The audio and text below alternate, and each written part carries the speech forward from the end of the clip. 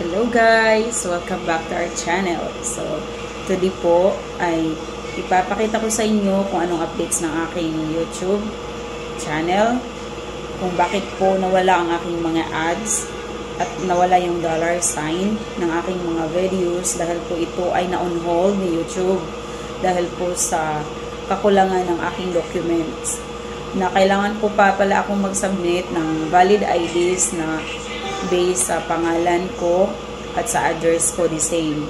At saka kailangan ko pang mag-provide ng yung mga payments kung saan pwede nila mapasok yung sasahurin ko.